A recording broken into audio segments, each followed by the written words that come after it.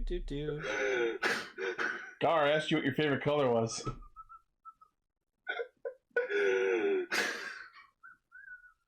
I don't know why he's so giggly. Got stage fright, that's why. I'm recording, by the way. No, you are.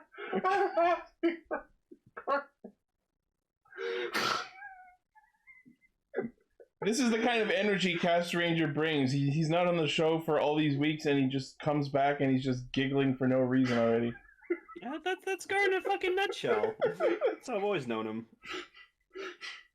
Hey, you two were the ones that were like, "Oh, Gar, you get giggly when you're tired," and then I start to giggle as I say, "No, I'm not." No. No. Well, Gar, you want to do something for us? Guess food? Close. No, not Schwat. No. It's cue the roll call. There you go. We are live! Mike! Zenkaiger! Connect! Loading. Broadcast! Tempered Zeal! Bluecaster, Super Ichi! Loud and impulsive. Greycaster. Late. Illuminating the Tokuverse. Goldcaster Garza. Broadcasting hundreds of opinions across the world! Radio Sentai Castranger!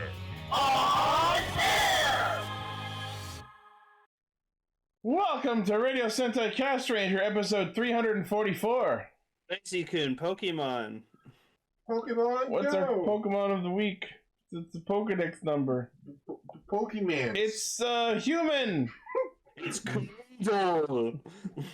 Play-Doh. How appropriate. Play doll. All right. So, for those who might be tuning into our show for the first time, thank you for checking us out. We're a bunch of Pokemon trainers who get together every week to talk about Kamen Rider Super Sentai and a third thing. We're a bunch of dolls here. We're all just a bunch of guys and dolls. No, we're guys that collect dolls. Oh, As there I you go. point to your SH figure arts. That's correct. Dolls. Wendy. It's not a doll, it's an action figure. They're action figures, Mom. You would understand, man. Getting comfortable. Oh, okay. You're mocking me, aren't you? No. Yo, Nightmon? Nightmon was always cool. Yeah. For some reason, he has the crest of hope on his shield. That was. He's like Siegfried from Soul Calibur if he was a Digimon. Yeah.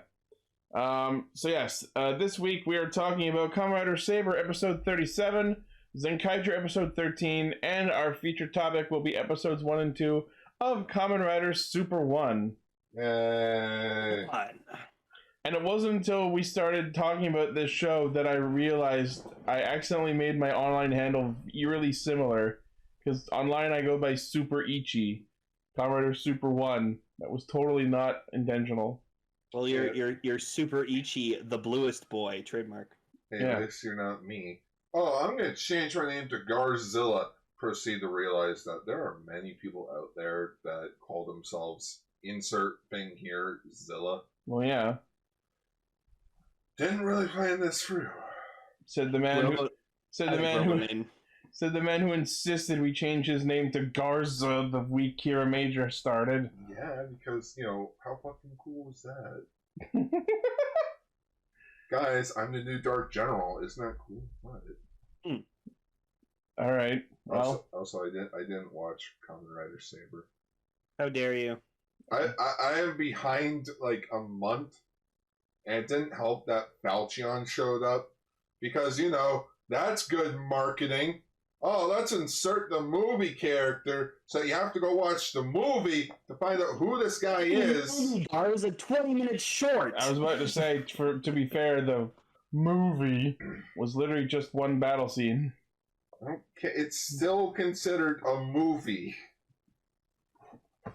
See, I know how Yuri's feeling. Oh. Oh, I was expecting Yuri to disappear. No!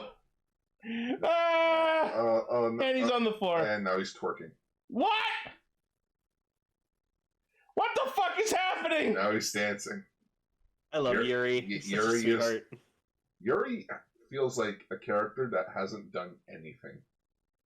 What the That has fuck? done many things. He's special. All right, cool. It's not continuity. Let's actually get into Saber now. No.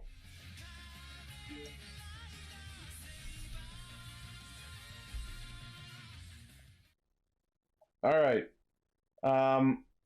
So yeah, it pretty much opens on Yuri trying to explain to Ryoga and Reika why they should actually join forces, and they respond with, you guys are the ones who left the guild, so you get fucked. I was expecting Lane to be like Kamen Rider Saber episode 37, as he does with Ultra Ranger. Where we talk about... So, the Saber Face of the Week was not that fucking hard to point out because, like, oh my god. Ah! Yeah. Man did that fucking shot, and I was just like, and screenshot, and I don't have to worry about this for the rest of the episode. Yeah, no, that's fair. Wait, who is that? It's May. May. Oh, okay, so it's a POV. Giggity. Yep. I thought the Udana special wasn't...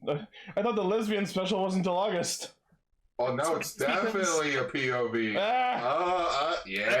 I forgot who it was, but it was like someone's like, "Oh, I need you," and so Yuri. I think it was Yuri. Was like, "I need you, May," and May was like, "Oh." Because Yuri's fucking brilliant plan to win Bakht over to their side was to have May be the representative of humanity and teach Bakht why humans aren't quite as stupid and evil as they used to be. Wait, is he not I'm human? looking at the face because it's a gift that Decker made of like the face making. I will say what I think it reminds me of after the show. Oh, okay. It's not safe for podcasts. Okay. All right. Yeah, someone remind me later. We got a brief conversation between Sophia and Kento talking about his dad. And also, Bakht is just back. He's just gonna keep showing up again. Guess who's back? Bach again. Yeah, and what's funny is like Logos is like looking over at frickin' Bakht and he's just like, yeah, well, isn't this what you wanted? You wanted the whole world to be destroyed? And he's just like, I mean, yeah, but no. He almost seems like bored because it's just like, well, I guess the world's gonna be destroyed. Guess I'll just sit around and wait for it. I mean, at least go be like Heckle over there. Heckle, you know, he knew the world was coming to an end. So what did he do? He went to an amusement park. He went skydiving. You mean Disaster? No, Heckle from Dino Charge. Oh. He I thought you were talking about Disaster Twitter adventures. Oh no. Well, also that. You know, Yeah. You know, look what Disaster did, Bach. He made a Twitter. He's out there living life. He's out there making photos. He made friends with Ren. He's apparently here my red suit actor. Weird. So basically, like the whole point of this episode is that Yuri basically tells Toma, "Oh, Kento's doing what he's doing because he wants to sacrifice himself so that you don't sacrifice yourself to save the world because he cares about you." And Toma's like, "Well, fuck that! I'm not having my best friend die." We're finally having it out where it's like, oh, Kento's visions say that either he or Toma has to sacrifice himself, and Toma's all, no, I choose the third hidden ending. But Toma, we have to collect all 500 eggs. But Toma, you realize to get the secret ending, you have to complete both the first two endings, right? Yeah. Which means we'll have to die first, then come back, then win, then do the secret ending. You have to run the latest dungeon like 15 times. Or maybe it's like... No, wait, that's what I'm doing in FF14. Or maybe it's like Shadow the Hedgehog, where, like, you know, it's spiders across different endings, but all of them don't matter. You have to watch this whole series like 5 times, but choose different characters each time. So dumb. So dumb. What's dumb are those books. You know, because, you know, we're talking about Saber, might as well talk about books while I'm at it. You know, those books that are like, where it's multiple choice, where it's like, oh, if you want to go on this adventure, go to like... Oh, you mean Choose Your Adventure books? Yeah. I love those. Fuck you. But it's like, why would you waste so much... Like, what if you just wanted to read the book from beginning to end? It would make no sense. Get a different book. I read Ready Player 2. It's...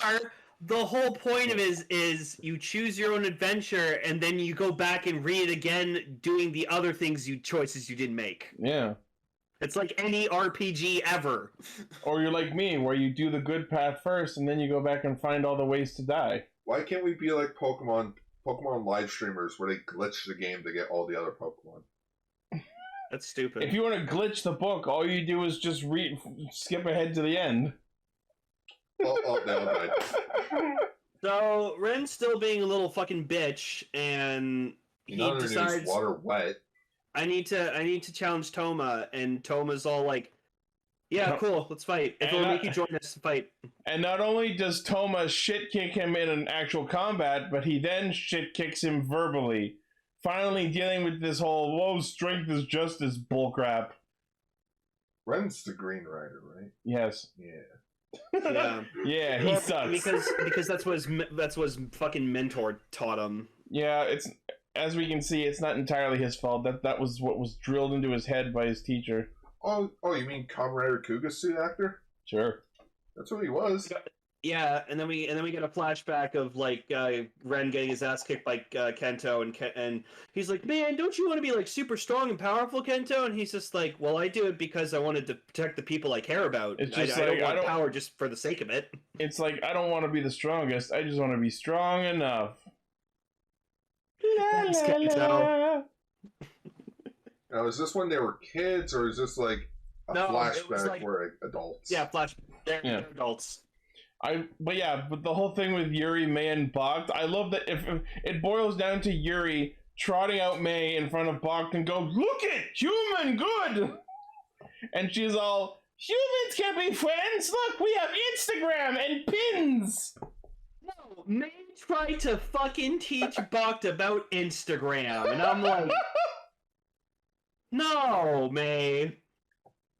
At least she didn't try and teach him about Twitter, then he'd want to destroy the world even more. Legit. The way they thought to get balked on their side is, "Oh, you look like you need a friend. I can be your friend. Yuri was already your friend." And Bach just looks over and just goes, "And look how well that ended." "Yeah, fuck you guys." I mean, I think Yuri's the one at fault here because he just dragged May over there without telling him anything about what he was going to do. And just forced her to just fucking wing it. Yeah. Phoenix wing it. Ooh. Sorry, I'm just thinking how May could have just taken him to a rental video store, and like Bach accidentally walks into the adult-only section. Oh god. And May has to drag him out, and it's like, "Here, watch this," and it's a DVD of like Go-Go 5 or something. I will say it's weirdly hilarious and also a little jarring to just see this villain who has attempted to destroy the world have someone try and be friends with him. So Steven Universe. No, but that was the point of the show. This is just out of left field. It's still bullshit. No, but Steven Universe was all about befriending aliens. But May even tries to like offer to make him a pin, and then Yuri's like, "Yeah, look at my pin. We all have pins." It's nice.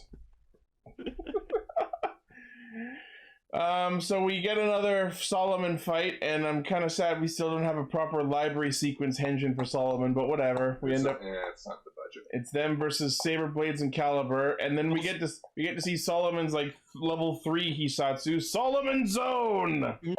No, but what bothered me a shit ton was that when Caliber henshin, he henshined into fucking Jaku Dragon and not Jao Dragon, and I was like, but why? Is it because you don't want people noticing that the Solomon suit's just a repainted Jao Dragon suit? Well, no, because Jao Dragon is probably being used at another location. I don't know.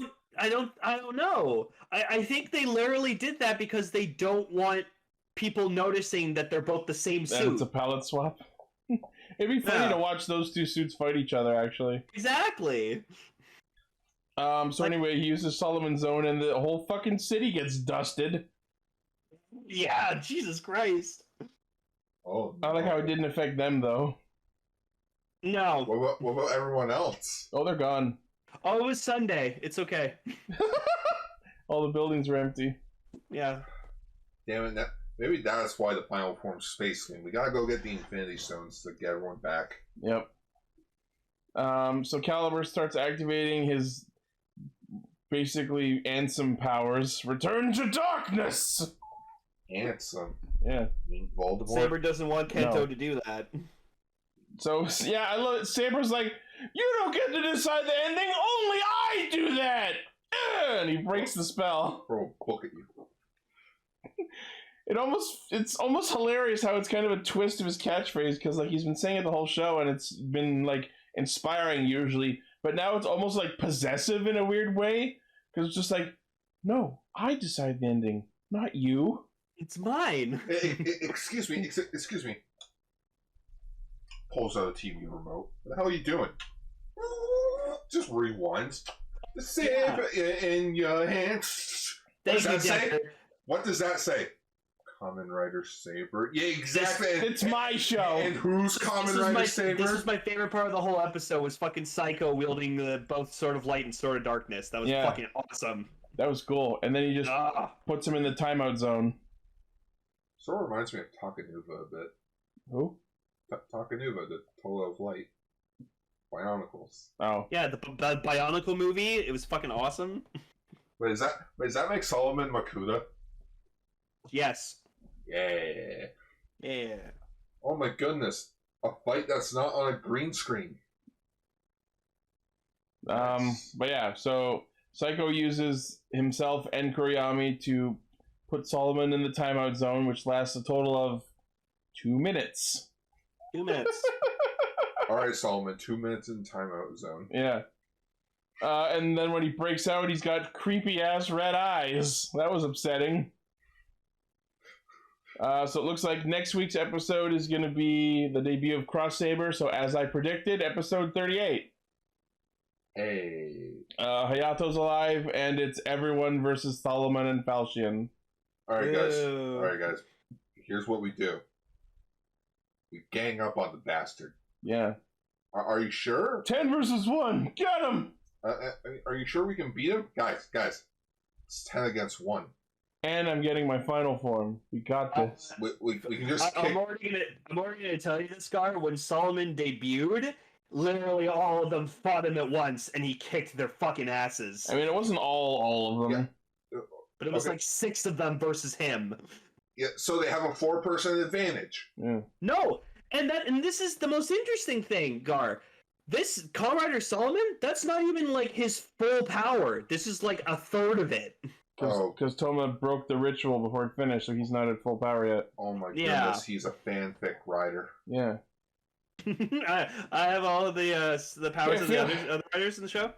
I'm not even at my strongest form, but I can still kick all your asses. This isn't even my final form. Like, fuck, I see the gif of him entering through the portal, and it's just making me think of a freaking...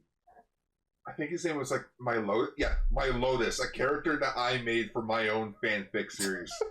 Where it was like, no one could touch him because he's been in the void for so long. Literally, someone took a battle axe to him and just went right through him.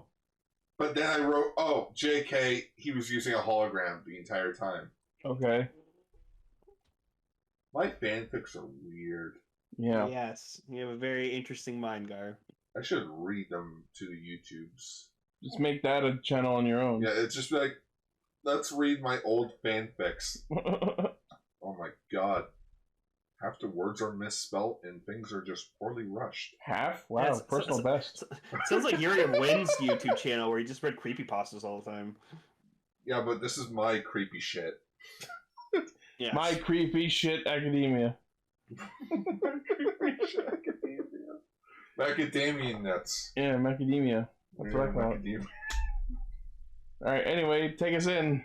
Zenkai? Change to Senkai. Oh.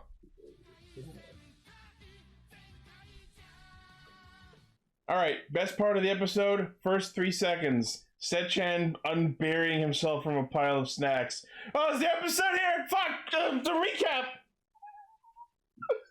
Funniest shit the whole episode, I don't care. First, before we do anything, Gar, how's Zenkaiger been for you so far? I want to be 100% honest. I avoid this show like the fucking plague. And you were right to do so. It's just... I think I figured out the problem with this show. It exists. It's pacing. It's just the episodes written as summaries. For the last 4 episodes, episodes 9, 10, 11, and 12, they all sound fine. You have your typical food episodes, Sentai. A monster that made, that turned the entire planet into noon hour.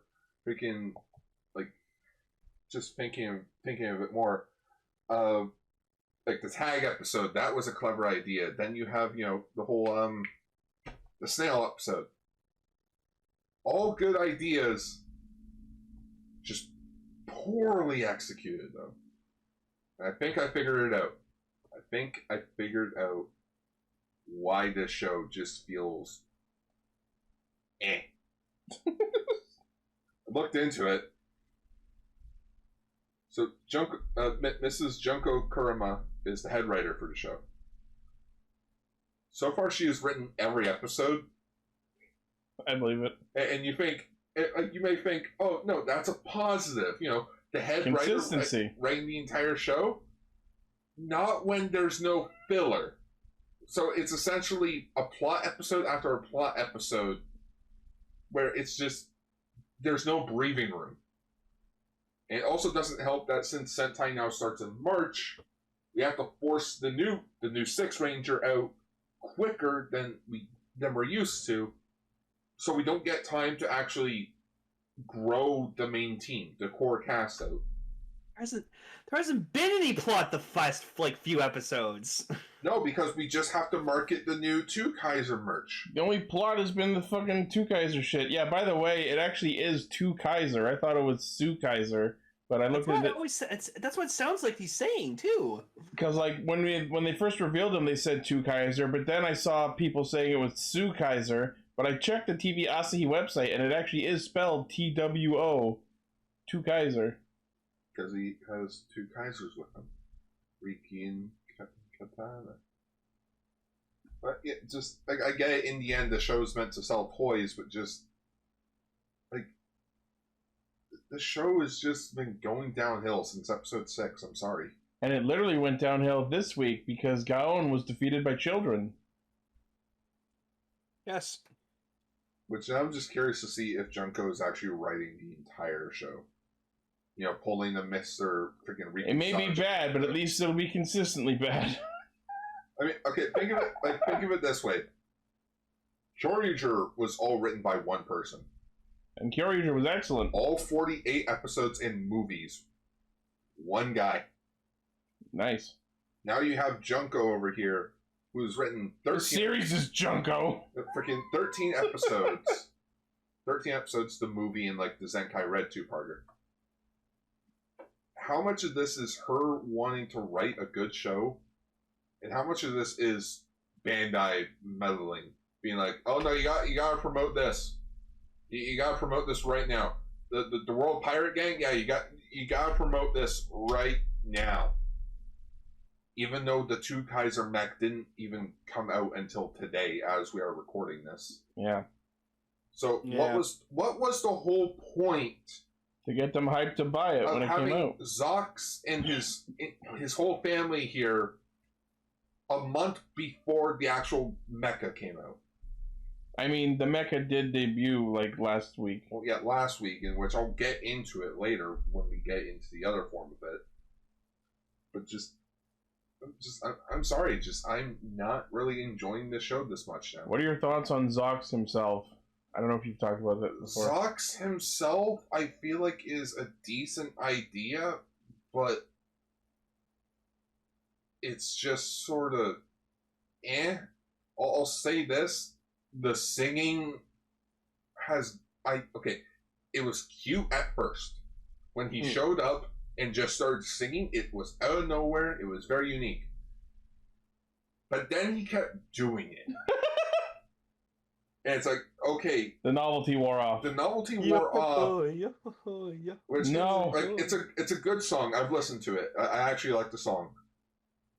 But I think it just, he just keeps singing it over and over, and how just... If you're a pirate, get more sea shanties, damn it. This entire show, for the last 5 episodes, has been nothing but Zenkaiger. No. It's the Zox and Pirate Gang show. Yep. Featuring Zenkaigers.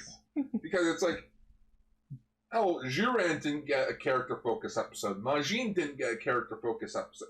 A lot of these guys didn't get a character focus episode because now we have to shove in Zox and his pirate gang, which The closest we got to a character development for Zuran and Majine recently is the two of them are frustrated with Zox and have to deal with his antics, whereas everyone else just loves them. That's not character development. That's, hey, we still need to talk about Zox over here. Yeah. We didn't learn, like, okay, we get it, like, you know, Jiren's the oldest, so that he would understand that, like, oh, we shouldn't really trust this guy that much.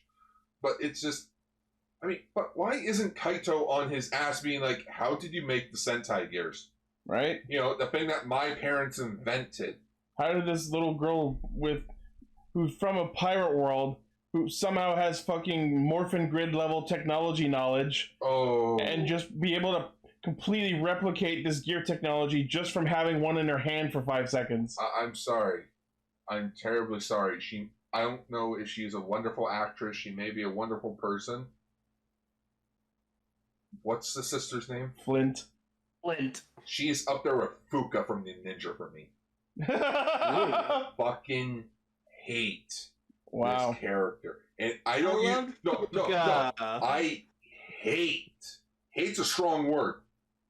I hate this character because it's just so, like, because they've just written her as she's a genius. She can do anything, which equals to we don't feel like explaining it, so she's just super smart. But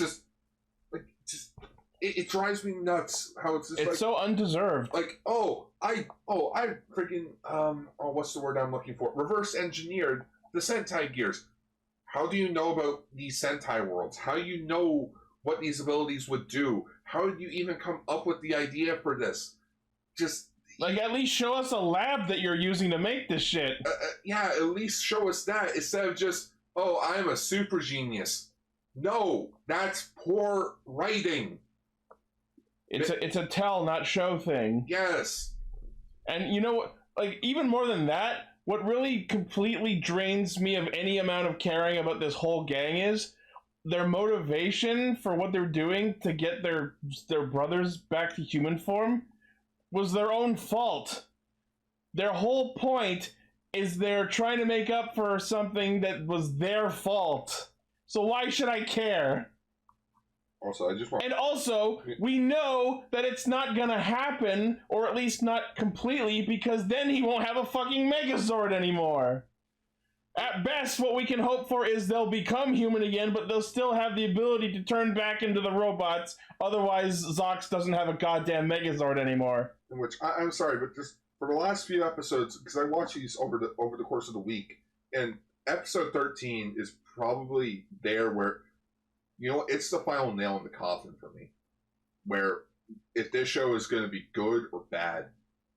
And I'm sorry, but when this is a screenshot from the show, you know it's not going to be good. Yeah, it's just so jarring how they're just, like, there next to each other, so big. So, like, I get it's supposed to be like a perspective type of thing, but it's not working. You want to see a good one? And they're so, like, unanimated, you know what I mean? Yeah, like, that as well. They feel lifeless because it's just, I get it, they're 3D models. You can't really do a whole lot with them. But then, you know, here's something that, you know, Ultraman Taiga did 2 years prior. You see the tiny little guy on the cup? That's a suit. They literally filmed him on a green screen and inserted him into the frame. Look how much better that is compared to, let's just have one CGI base model. No, that's my problem with these two is I hate that they keep going between 3D models and then actual physical props of them. That's annoying me because, and then like every time we see them on screen, it's too fast. It's too quick. They're like, Aniki! And then they cut to the next shot, and it's annoying. Oh no, what bugs me about it is, you are right, Lane. They do have actual models for these. But hey, let's keep using the 3D models that I can clearly see was just thrown as the top layer of the scene. And they just stick out so badly. Yep. Like no shaders or anything on them. They look like it was a screenshot taken out of the 3D modeling software. You know what it feels like? It feels like again, it's supposed to be a forced perspective. I know I just said it's a forced perspective thing, but just really you couldn't have probably zoomed in on the shot. And you know what it feels like? It feels like they dragged the model onto the layer, but forgot to edit them to like proper size. They forgot to scale them. Yeah, they forgot to scale them. But just like if you want to show them close up like that, sure, but then like have them like standing far away next to Flint, and then have them like animatedly like zoom close to the screen, and then go Or hell, if you want to save time and budget, you do have those models. You could make like a rig for Flint so that it's on her back. And like, you have them on the tennis balls and you just digitally remove just have them like sitting on her shoulders. Yes. That. It would save. It would look better. Like, I know it's a kid show. It's not really meant to be, high budget. But just when I see that, that shot represents the entire show to me. Lazy. Yeah. See, what makes this more lazy, Gar, is they literally, and they did it literally and like metaphorically, they recycled a monster. This whole episode is a recycle joke. The recycle world monster, and then they recycle old suits, and then they even recycle old battle footage. Well, that is just, again, that's why I say this episode is the nail in the coffin of like, what are we even doing? We get this fucking the recycle Sentai Die Worlder, which that shot there, just it's like the show's tormenting me now because it's like, hey, remember the first 6 episodes? Yeah, we do. And you know what this means? The fact that they did this now means that there's not going to be an actual much better evil Sentai later because they've spent that joke already here. Like, and then they just do the fucking recycle bazooka where they pull down the giant gear to Zinger, and I'm like, what the fuck is happening? Stacy is because Decker in the Discord chat for people listening in the audio showed a shot-for-shot comparison of Battle Caesar with Battle Fever Robo, and I figured it probably used the same weapons. It's a cool idea, to be like, go full on with the Battle Fever with the full Battle Fever J thing. This is not how you do it, though. Because for the last 2 episodes, it's just, I've shown up in this thing. I will meet you again. All he does is show up and destroy the monster for them. But it's just, like, even in episode 12, where it felt so... You know what? It's the whole toy thing again. Where, oh no, we now have Battle Caesar. How are we going to fight that thing while we're also fighting the snail monster? Oh, Two Kaiser over here is going to debut his own mech. No, Shouldn't that's the problem. Stacy has not had his own time to get integrated into the show and stuff because they fucking forced Two Kaiser in there and stole his thunder. That's exactly what I've been saying. But I think Stacy's a lot more interesting as a character than fucking Two Kaiser.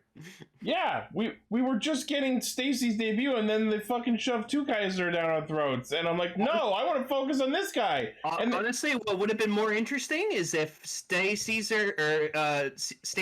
was evil at first and became the 6th Ranger eventually. That feels like such a better idea. 10 times more interesting. And that feels like something they could still do because Stacy has this chaotic energy where it feels like he could betray them later. It's like Power Rangers did that all the fucking time, like back in the day, where they'd have like this 6th Ranger, and he was really cool and everything, but I don't want to be part of the team because I have my own different motives for doing shit, and then they join later. Fucking Outright Killer, he literally was a villain the whole time, and then joined them for one battle, and then died. And then died. But we haven't yet talked about the stupidest part of this entire episode. It wasn't the SD bots footage. It wasn't the recycled footage. It was the fact that they fought off the mooks that were captured humans by coating themselves in fucking feather dusters like it was a Brazilian Rio de Janeiro party and tickling them into submission. What in the fuck? Hey, what's the gimmick for the season? Oh, Robots. the Sentai gears. They give them the abilities of previous Super Sentai teams. Uh-huh. And, let's see here. Castranger, Hurricaneger, and Ninja. They're all Ninja Sentais, of course. You could have used either three of those ninja-themed Sentais and used ninja skills to grab those gears. But no, instead we get the Decoranger gear, and all it does is inspire the other team members to handcuff Zox. Zox so they can carry him away. This is why I haven't been collecting. You have all of these Sentais to pick abilities from years of Sentai footage and history, and the Decoranger's power is the power of handcuffs? Two tiny pairs of handcuffs? I thought it was adorable though, seeing Majin and Vroom do like the Decoranger salute. I thought that was cute. But Ichi, you have to remember, that's a Zenkaiger reference when Jasmine put the handcuffs on Marvelous. I swear, the Sentai gear thing is just, I want to love it. But on the other hand, it just...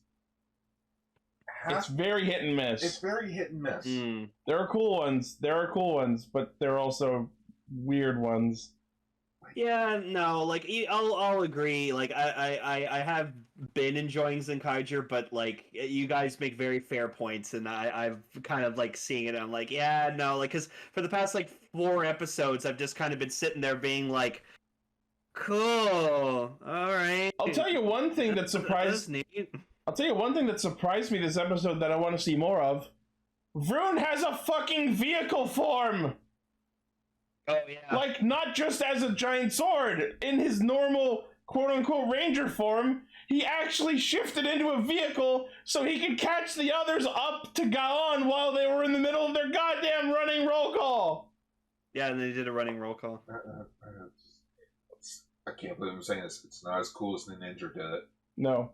You know, when the Ninja... the Ninja beam, where they ran at high speeds, and they got so fast, they literally beat the monster that was running towards them just by slashing at him. Yep. Oh, like I liked the like Gaon and them were trying to like tell Zox like no, they're humans and stuff, like innocent people, like you can't beat them up. He's like, I don't give a shit. I need to find the Stitopia gear. Starts beating the crap out of them. Save Neotopia! But just these are fake. Oh well, I'm gonna keep fighting them because one of them may have a real one. Dude, you have 9 of them there. It's pretty sure, I'm 100% sure. Chances are, they're all fakes.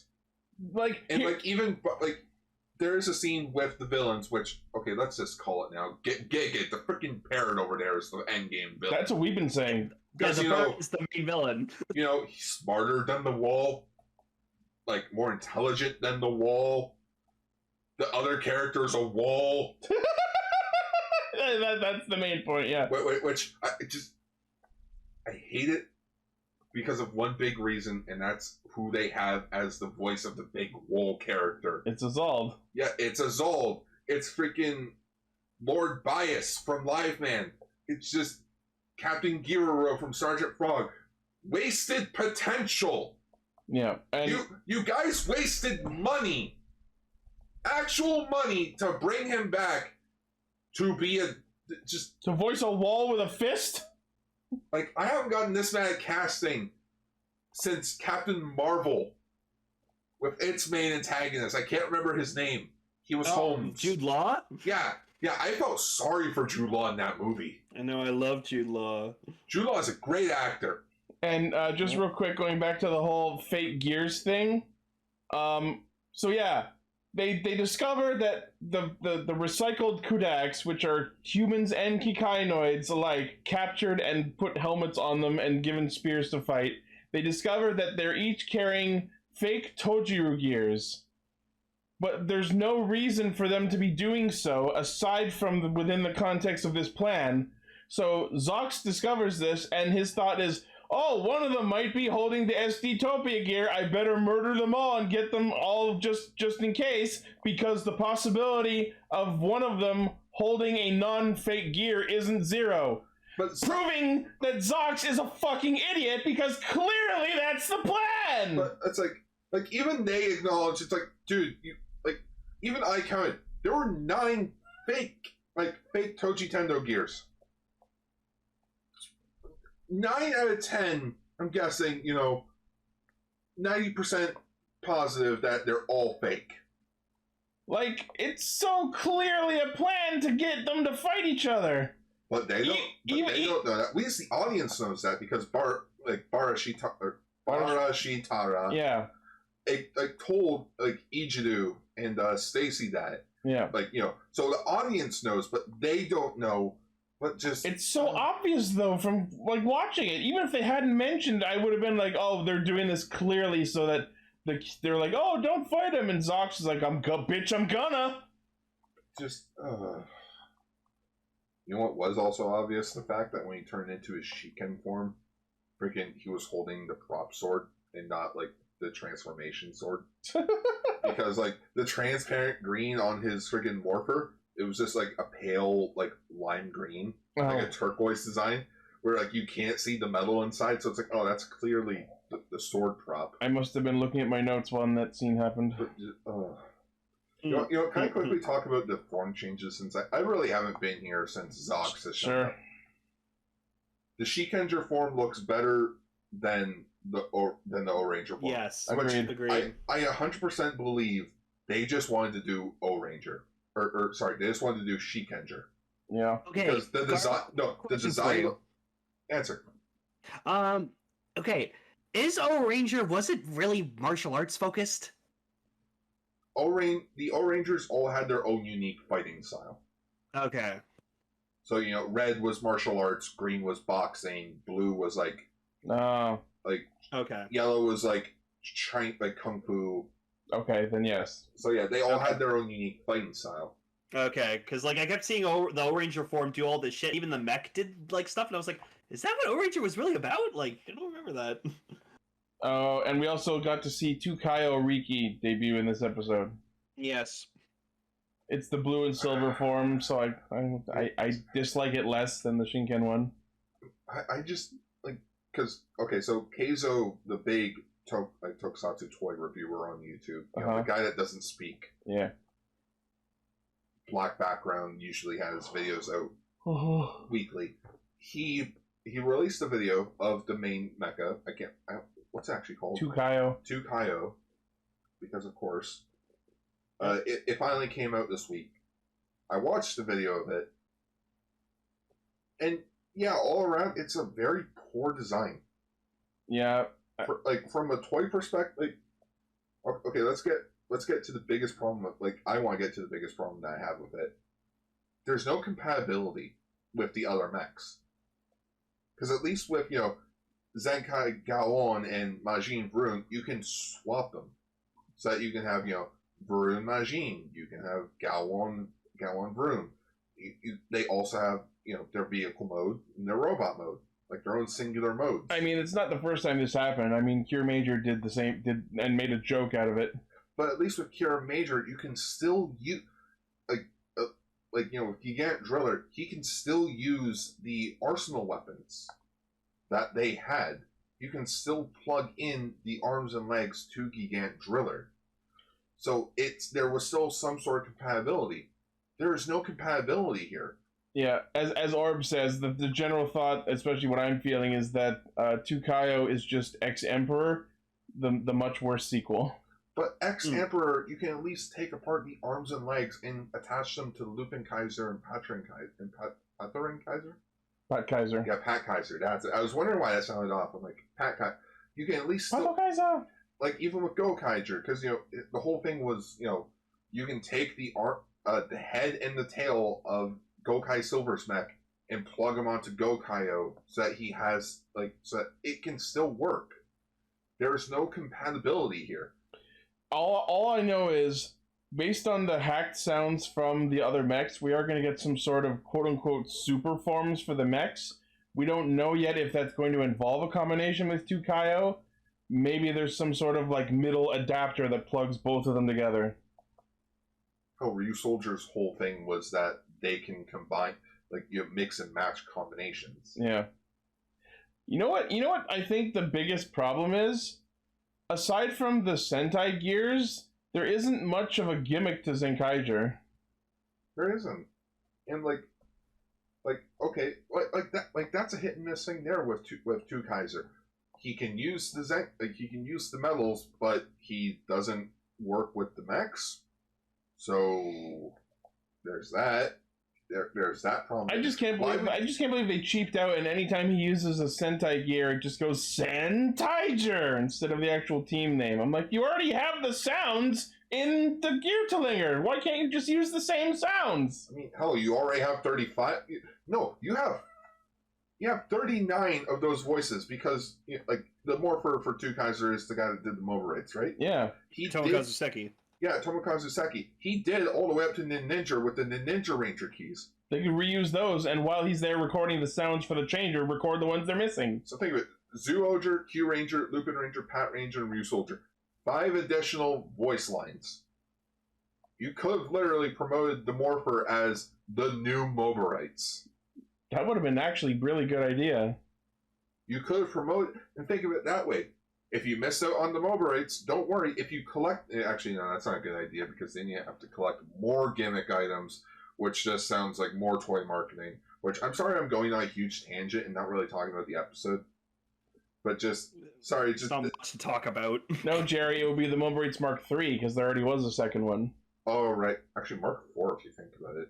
Because Moberites, the Gokai Silver, Boss Codes, and then the gold thing, the Aqua Red. No, I was thinking they did a re-release of the Moberites where the colors were different and they had more Yeah, it was sounds. silver and blue. Oh, right, they did. Yeah. Oh, no, it was all gold. It was like a gold plate. It was slightly changed. Anyways. But just... Also, just... Why is it a crocodile theme? I genuinely have no idea. What's with the random motorcycle on the stomach? Why? What does crocodiles and motorcycles have to do with Gokaiger? Is it supposed to be crocodile for Ryusoul Gold, motorbike for Gao Silver? Is this meant to be just like a 6 Ranger collaboration? And I'm also just gonna restate that it's just Gokai Gold. It's just Gokai Gold. I mean, they did say that they stole the designs off Gokaiger, so you're not wrong. But explaining it thus isn't an excuse. It's just... That's an excuse in canon. That doesn't excuse it outside of the show's context, why it was designed that way. I honestly think they were trying to, like, now that I'm thinking about it, I honestly believe Bandai and Toei were really trying to bank on this. We're gonna make them so like the Sentai they're referencing, you barely will be able to tell the difference. Like, this year marks Gokaiger's 10-year anniversary. Are they really trying to thrust Zox and his whole thing onto people? So Crocodile's name is wordplay on crocodile, the animal it is partially themed after, and Dai, the Japanese word for great. So it's because Zox thinks he's so great. So that's dumb. That's great. Actually dumb. Crocodiles are great. You know what's also dumb? The fact that when he turns into the O-Ranger form of his mech, he doesn't... No, that's 2 problems I have with the mech. The fact that it doesn't have arms. Like, why? We can see in the Shinken form that the arms fold up, so why does it not get a second arm in the O-Ranger form? Oh, let's give him the crocodile arm as a hand. No! I mean, yes, but no, not in that way. Like, they should have had... Because I was explaining to you guys earlier. They should have made the head of the crocodile its own separate piece. Yeah. That you popped off and you pulled apart to make the actual arms of the mech. That would have been cool. I will say, one point in this form's favor, the attack it did where it just like sucked in the thing with the like black hole jaw and then you see it smoking after it ate it, that was cool. I'll give you a point for that one. Also, think of it this way: if they did make the crocodile part, detachable and such, you could give it to to Gao, Jirengaon or Majin Fruit as like weapons that they could use. Oh yeah, like would, jaw hands. Yeah, like jaw hand. It would still be some sort of compatibility. Yeah. I mean, this is an excuse, but I will say that it makes sense that they're not compatible because they are completely unrelated technologies in canon. But that doesn't excuse it from a outward, objective design perspective, as I was just saying. It may work in canon. But writing an excuse for them to not be compatible doesn't excuse the sin of making them non-compatible. But as I'm thinking this as like a toy and marketing perspective, right? This does not work well. And watch, Zenkaiger is going to lose more money. Yeah, like they're going to lose more money. Oh no, it's the end of Sentai. And they're going to be like, why are we losing money? Gee, I don't know. Maybe it's because you're not making anything compatible. Ever think about that? Yeah. So anyway, Zenkaiger is a great show. I'm having fun. I can't even be happy with this. I've probably been on this for like freaking 30 minutes now or something. Hey, it's long overdue, and I'm happy to have it. And it's at least I'm not like 80% of the tokusatsu people be like, it's dumb, it's stupid. Why? I don't know. It's dumb and stupid. It's not an answer. At least, I hate that I have to stroke my own ego over here, but at least I have valid reasons as to why I'm not liking it. We've discussed the things that happened in the episode, Decker. That was a while ago, but we did. The recycle monster. Gaon gets his shit kicked in by children. There are fake gears. Zox decides to murder the humans so he can potentially get his kid's form back. The Kaito and the others dressed up like Brazilians so they can tickle the humans into submission. And then we get the evil robot Sentai powered by recycled footage, and then Tukayo Riki murders their faces. And also Caesar Robo shows up to just destroy the monster and not do anything important again. Well, we missed the most important thing. Kaito didn't wear his vest this episode. I genuinely didn't even notice. I was wondering. It's such a big fucking colorful vest, and I was like, oh, he's not wearing it. I was wondering why you looked off this episode. Didn't have the budget. I like when he wears his pink shirt with the vest. It looks a lot better. It didn't work. It didn't look that well in episode 12. Anyways, let's move on. Super-1!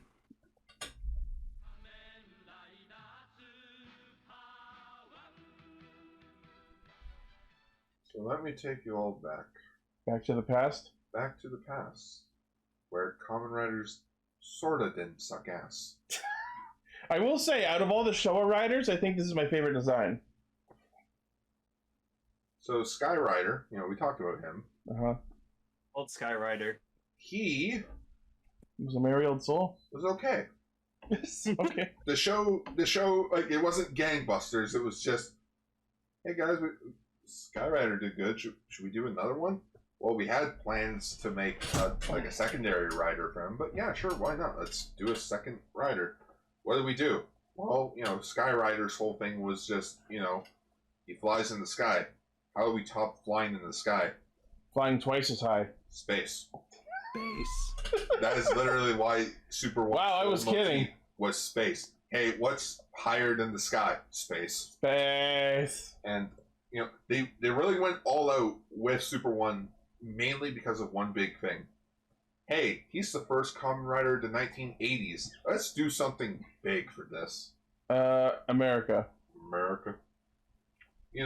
The place that Toei doesn't like anymore. Maybe this is why they don't like it. Oh. Okay, so I don't know why I kept thinking this, because I remember watching the first couple episodes of Super-1 years ago, and I kept thinking oh yeah, he was built in Hawaii or something like that. No, he was built in Arizona because they mentioned the Arizona desert. Yeah. So the scientist at the International Space R&D Lab in America has chosen one pupil named Kazuya Oki to be the first one to get a cyborg surgery. I love the fucking motivation for this. all right, humanity has overpopulated the planet. We need to think about moving to other planets. Planet S1. What could be out there? Danger. Alien life forms. All kinds of terrifying things that humanity has to be afraid of.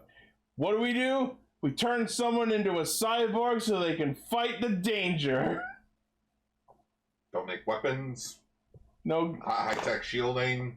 No, we're just going to turn people into cyborgs, which Dr. Henry over here has acknowledged this is a permanent thing. Yeah. Oh, Dr. Henry. Oh my goodness. Dr. Henry. This fucking man. Dr. Henry, but you guys may know him by another name. Oh? Dr. Harley. Oh. It's not Harley from fucking Drive. He went on to become Dr. Harley from Kamen Rider Drive. Oh my god, that's amazing! Shut up, Graham! Shut up, Graham! That's incredible! Wow! Super-1, go! What's the weird thing? This guy he just sounded like he was dubbed the whole time. I'm pretty sure he was dubbed in Japanese. And then I remember his actor passed away. Oh, that's unfortunate. Yeah. Rest in peace, Dr. Henry.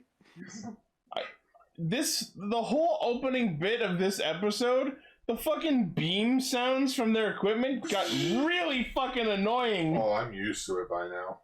It was drilling into my brain. So, okay, we can't form change. We don't have the budget for that. So what can we do? Hand change.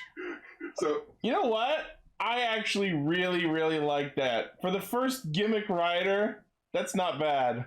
Yeah. No. Okay, but then had a form change that I used once. But I was thinking about it because like they're showing a scene where like he's demonstrating like all the different hands and stuff like that, and it was really funny too because like he mentions he's in pain, and so Dr. Henry's just like, oh, don't worry, it happens the first time. The more you henshin, the less painful it'll be. And I'm like, oh, yeah. Okay. But I was looking at all the hands, and I'm like, okay, he's got an electric hand. Yeah, let's run through them. So a radar hand and stuff. And I'm just thinking, I'm like, was Super-1 the inspiration for Forze? Maybe. Could be possible. But yeah, so he has 5 different hand modes. His silver punching hands. Hands. Yeah, the red power hands, the blue electric hands. Which I want to mention, they spent a lot of time describing the electric hands. Yeah, those are 300,000 volts. Make sure not to point at anyone unless you want to kill them. No joke, I made a quote for every time Dr. Henry mentioned these. Electric hand is a fucking paragraph. Wow. Where the others are just like a sentence or two. Yeah, and then he's got green thermal hands, which is literally Todoroki powers of hot and cold. And then the gold radar hands. It makes me smile knowing that the SH figure arts of Super-1 came with all the hands. That's amazing. That makes me super happy. I should hope so. But here's the one thing that I'm wondering. These are your super hands. Dr. Henry, what's with the tassels? Yeah. Because America. That's why. Yep. America, fuck yeah. No, wait, he has a sword? Oh yeah, he gets a sword later on. Okay. Cool. I was expecting and these are your black sword hands. You know what I'm thinking about it now? If they make a renewal figure out of Super-1, he's gonna come with all these hands and a fuck ton of effect parts. Oh yeah. My god. Speaking of Super-1, the opening sung by him. Oh, cool. Yeah, by the opening and ending are both sung by the main actor. Neat. Also by Kogure 73.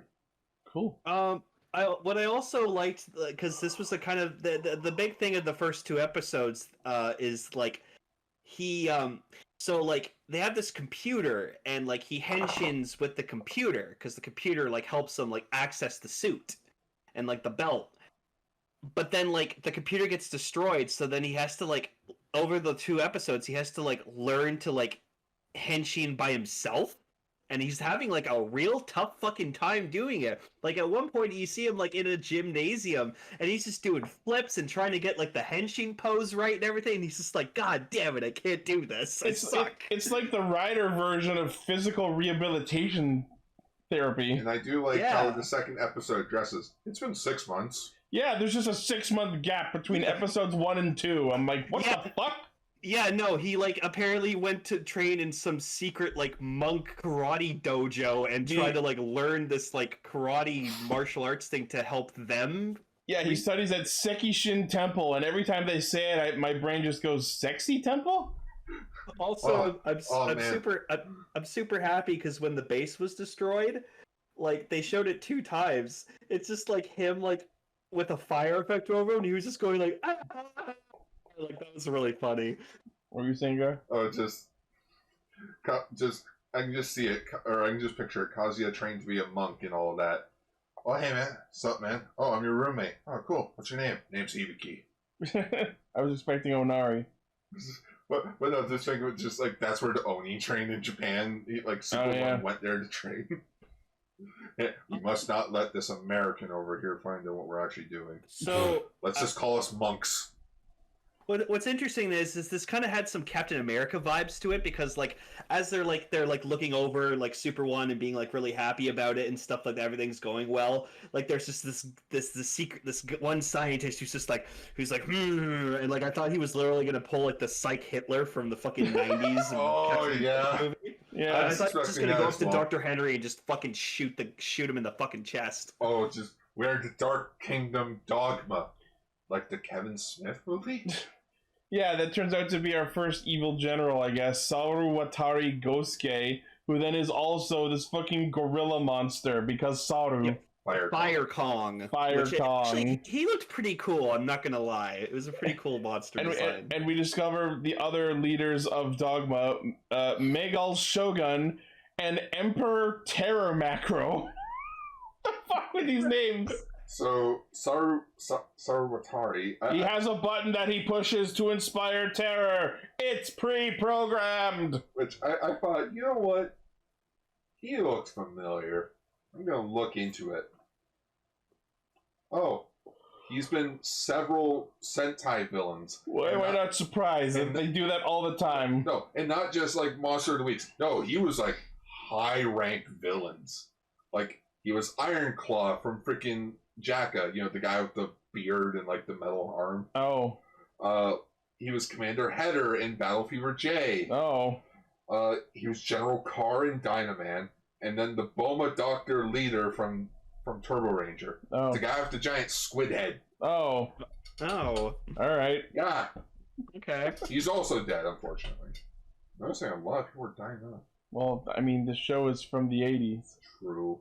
So, but yeah, so like Dr. Henry gets kidnapped and he gets sent to like Dogma's base or whatever like that, and like they're just like, "Hey, you, stop that Super-1 thing," and Dr. Henry's just like, "No, fuck you, I'm gonna continue with it." It was so like, weird. It was so bizarre watching him try and argue with the evil villain. Like, no, humanity has potential for love and justice. And like, what are you talking about? Why are you trying to negotiate? So then, it's weird that Dr. Henry was just repeating everything what Tasari was saying. Yeah. It's like only the beautiful and the unique can survive. The poor can go suck it. So I'm sorry, but every time I hear Dogma, I see this. It was in the movie Dogma. The giant statue of Jesus with the thumbs up. Jesus wants a hug. But like, so before Dr. Henry gets like killed or whatever like that, he like, I love it too. Like another scientist like let Fire Kong in, and he's like, "Why did you do this? Like, why'd you let this guy in?" He's like, "Don't worry, I didn't tell him about anything else like about Super-1." And he's just like, "All right, I trust your integrity as a scientist." And I'm just like, that doesn't solve the problem. You still let the villain in. So he calls this like old friend of his, like who owns like an auto shop with this like really fucking dumb sidekick and like this cute female chick. The guy that I kept referring to in my notes as Jim Dad. I just, you know, this unfortunately was a different part of the Showa era where It was really, I don't know what, if it was just me or if it was this show, but it was really fucking hard to keep track of who's who these episodes. okay, let me just say this. Remember Tachibana? Which one? The first one. Okay. Tachibana Tobe. Yeah, Tachibana Tobe. Uh-huh. You know, he showed up in almost every single Rider show until Sky Rider in Super 1. Oh. So, you know, Tachibana was sort of the character that interconnected with all the Riders, being like... So they had to make a new Tachibana. So it's essentially Tachibana 2.0. It didn't work. Two Chibana. Tachibana, I was about to say. Tachibana. Oh, man. So for Sato Atari in episode 2 just like conquers a fucking karate dojo. We'll call it Cobra Yeah, Kai. no, like, fucking beats the shit out of all the students, and then goes over to the dojo, switches the sign, and he's like, very good. I run this gym now. So then, like, we see, like, freaking Super 1, he's like, you know, he's still sitting under, like, he's, like, under a waterfall, and he's just like, God damn it, why can't I still fucking get this Henshin thing down? It's been 6 months, and then, like, his master or whatever of the dojo is just like, we must send him through like the Hell's training where he fights like 100 of my best men. That one scene where he's standing at the waterfall, I'm just like, you're a cyborg, dude. Is that the best idea? Don't worry, it's all internal. It won't affect him on the outside. So he fights like 100 of like his best students, and then like the last one, of course, is like himself. The master. But then he teaches him. He's like, I'm gonna show you the best way to Henshin, and then he like throws him off a cliff, and he transforms. And he's like, see, you can do it. The funniest shit ever is the CGI shot of him falling. You can see how terribly edited it It was is. so bad. It was the 80s. So bad. It was the 80s. So then he goes back to town and goes into the secret lab that he had all along, I fucking guess, and scans himself with his computer that is voiced by the fucking chipmunks. Oh, the alien pole? That was totally the voice of the chipmunks in his computer. Yeah, Mecha, okay. Now we will turn the planet into another ice age. What? Nothing? So then, yeah, eventually, like, Super 1 goes to confront, like, the Fire Kong, and then he starts fighting him, like, one-on-one in the dojo, and then he transforms, and then finally, Super 1's able to transform, and so, like, it's an interesting, like, pose, because he does this arm motion, and then he makes, like, a, kind of like a Kamehameha, like, hand gesture, and then he, like, spins his hands around like clockwise, and then it like opens the belt, and then he turns into Super 1, and you hear like this cool like and I really like that. So, show of hands. How many of you have seen Lucky Star? Me? I love Lucky Star. Remember this shot where his dad has to go out and he has to wear a mask?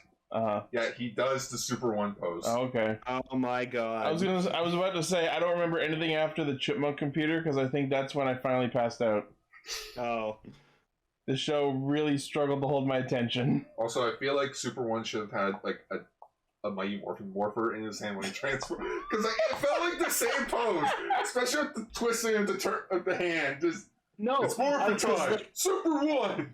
No, because like literally, Gar, last week when like we mentioned we were going to talk about Super 1 this week, like I was like, oh yeah, the rider that was built in America by Americans, and he's in a karate uniform, and he uses the Kamehameha to fucking transform, and Emily's like, wait, what? And I'm like, yeah.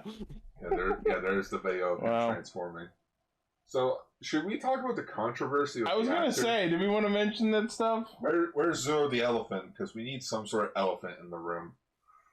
Yeah, so back in the mid-2000s, Kazuya's actor, I bothered not to know his real name because what he did was wrong. Yep. He told hardcore Kamen Rider Super-1 fans that the belt was stolen by the Yakuza. like the actual Super 1 Henshin belt, quote unquote? Yeah, the prop Oh. that he used to transform with got stolen by the Yakuza.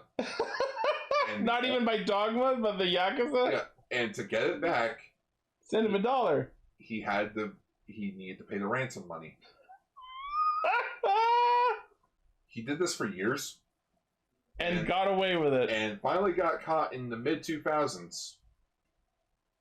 And, you know, he apologized to all the fans about this, but what he did was wrong. Scammed many fans out of money. And in 2017, he sort of just fled from society. Christ. It's been 4 years. We do not know where he is. And like I said, he could be dead. He's living in the secret lab. But who knows? He's probably up in the mountains. Yeah, he's training to learn the henshin again. But it's very understandable that this could be the big reason why Super-1 doesn't really get acknowledged that much. Yeah. Per se. I wonder if he will get a renewal figure art. You'll get a Blu-ray when you come back to society and apologize. And that may be it. It's like, we don't really have the actor. Well, then again, Kamen Rider Stronger got a Blu-ray release, and half that cast is dead. No joke. No joke. Kamen Rider Stronger is known as the cursed Kamen Rider show, because if you worked on it, you're most likely dead. I mean, that's going to be true of every show in history eventually. No, but like, everyone that has almost worked on it, either writing, directing, or acting, is dead. That's going to happen with a show that old. This is the Bernie Sanders meme. I'm asking for your financial support. Right. Who knows? Bernie Sanders could be Kamen Rider Super-1 for all we know. I could be Super-1. For all we know, he could be in America. He could be in Canada. He could be anywhere in the world. He's probably in space. He could be Gar. Anyways, I honestly, watching these 2 episodes, I forgot how fucking cool Super-1 is, so I think he might be my favorite Showa rider because he's like space and, you know, he's American made and he's got really cool fucking abilities. Oh yeah, that's also the big thing. It was It's a just cool suit. It was just codename Super-1. No, at the end of episode 2, they called him Kamen Rider Super-1. Yeah, but at the end of episode 2, it's like, you're a Kamen Rider, so you should take the name of Kamen Rider. Yeah, no, literally, he's Okay. like, "You're Kamen Rider Super-1, Kamen Rider Super-1, Kamen Rider Super-1." Okay. Yeah. All So, right. the show itself doesn't seem too interesting to me, but I will say that design-wise, he's my favorite Showa rider, and I really like the hand powers. Yes. That he only used once in the reboots. Well, not reboots, but like when he returned in like the Tyson movies and such. Fun. Yeah, first Space Rider. Hell yeah. From what I understand, the show didn't really. It did alright, but then halfway through the show, it sort of just took a nosedive because they swapped. From what I understand, they swapped out like the big bad halfway through the show, and a lot of people didn't realize the show was still going. It was like, wait, there was more after Dogma? What? I feel like the villain of the show should have been aliens. Right? Oh, don't worry. Like, It feels like they didn't lean enough into the space thing. this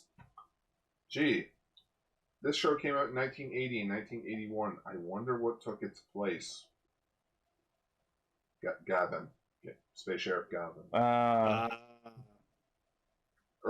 No, sorry, that came out in 82, so whatever came out in between Super-1 and Gavin, there's a show in between. Or is Ultraman. No, Ultraman stopped by this point. I know, Ultraman 80 happened at the same time Super-1 did. See, sci-fi just... Also, Star Wars. Yep. Japan really loves Star Wars. Everyone loves Star Empire Wars. Strikes Back came out in 1980. Well, but like they were still riding the hype of the first Star Wars. Not the As they second should. Star Wars or the third Star Wars. No, the first Star Wars. The first Star Wars. Star Wars. Star Wars. Thanks, Skippy. Star Wars. Alright, so that has been Castranger. It's good to go. Yay, Garo, Yeah. we're happy to have you back with us. I'm so happy to have someone who hates Zenkaiger like I do. On an intellectual level. Yeah. Not an intellectual. No. Sure, No, fuck me then, I guess. Yeah, no, just like on an intellectual level of like, why do you not like it? Well, for starters, Here's an essay. Yeah, here's an essay on why I do not like this show, because I like to put my thoughts into words. So it's stupid. Cats. Yeah. My cat's a bad. Anyway, Kikai, Radio Sentai Castranger. So, next week, we're going to start doing some more side story catch-up, and we're going to talk about the first episode of the Sword of Logos specials for Kamen Rider Saber. Oh. Or again, as I like to call it, Kamen Rider Saber Revenge of the Sith. Because it's literally... It's just... Oh, sorry. Did you say it was half an hour long or something? Okay, so the actual special itself is like 20 minutes, and then the last 10 minutes is sort of filling in the plot holes of the first 16 or so episodes of Saber. Cool. I like filling in plot holes. Yeah. So, it sort of explains where the fuck freaking or what happened to Sophia properly. Oh, good. And I mean, we know what happened, but... Sabela, I think her name is? Sabela? Yeah, like that's actually explained. Cool. The only thing that didn't really get explained is how the hell Kenzan became a swordsman. But no one really cares. No one cared. I read the Buster manga, actually. Oh, yeah? How was that? That was really fucking good. Cool, I need to read that. Again, I cannot wait for the second chapter. Neat. I want that as an animated show. Right? Fuck the double manga. Give me the Buster OVA. That'd be cool. All right. Well, that will do us for this week. Thank you all once again for listening, watching, liking, favoriting, sharing, and subscribing. If you didn't leave because you hate how much we were ripping on Zenkaiger like some people did. You have to understand, it's coming from a place of love. I love Super Sentai. And we wanted to do better. And just seeing it, I had high hopes. This is Junko, who wrote Zoologer and Lupin Ranger versus Pat Ranger. Also, was under freaking Gokaiger Kira Major's wing as, his assistant. There were high hopes for Zenkaiger. High hopes. All right. But I could go on for hours. That'll be a different episode. Yeah, that'll be next week's episode when I get to explain more. All right. So as always, the primary source of our hijinks is castranger.podbean.com. From there, you can find our Facebook page where I post thumbnails, our Twitter account, our Discord server where you can chat with other Toku fans and listen in live to our recordings Friday nights, our merch store where you can buy shirts, office supplies, and such with our emblems on it, our Patreon where you can help and pledge to the show so we can buy equipment and make the show better. Yeah. Yeah. Yeah. You can join such cool people as Blaze and 2 or 3 others. Yeah, And so make sure to check us out, or else Bach will be sad. You don't want sad Bach. That needs to be turned into an emote. That's the face when he realized there was going to be no Kamen Rider Amazon Season 3. Well, I mean, after the movie. I'm also sad there's no Amazon Season 3. Well, I'm sort of glad there is no Amazon Season 3, because... But then again, I sort of wish there was, because the movie sort of felt like a Season 3, but crammed into a 2-hour movie. But if you want to hear our thoughts on Kamen Rider Amazons, go check out Enter the Amazons and Enter the Amazons the movie. Where we talk about Amazons. When's that getting the Snyder Cut? AKA, when are we just going to make that a compilation? No. No. All right. Thank you all, and we'll see you next week. Bye-bye. Stay Sentai. Don't stay Sentai. Be better Sentai. Be better Sentai by staying to Sentai. Or you know what? Just watch older Sentai. Now I'm confused. We better go.